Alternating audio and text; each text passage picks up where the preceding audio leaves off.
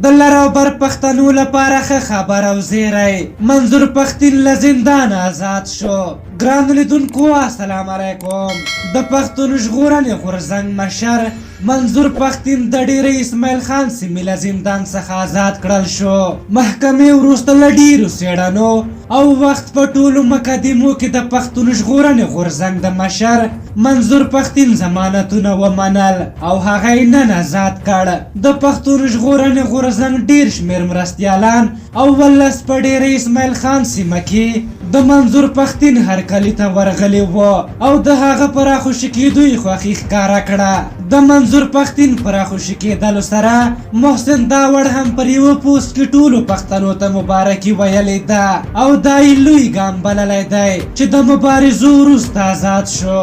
د منظور پښتین وکیل سید اختر هم وایي چې نن د ډیرې اسماعیل خان په محکمه کې د منظور په حق کې د وروستۍ مقدمې ضمانت هم ومنل شو.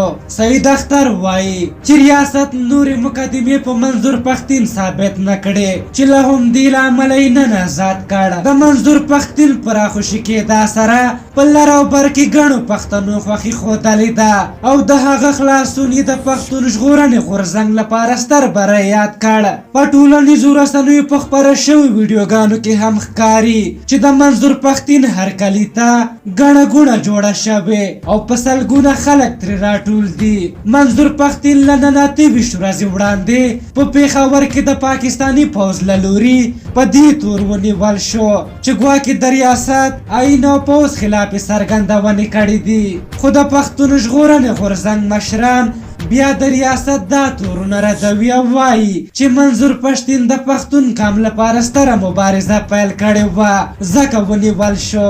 منظور پښتین په داسې حال کې راخوشی شو چې د هغه د نیولو وروسته د لر او بر سربیره په ټوله نړۍ کې ستر ستر احتجاجونه او لاریونونه ترسره شول. په هر حال د هغه خلاصېدل د لر او بر پښتنو لپاره ښه زیری دی.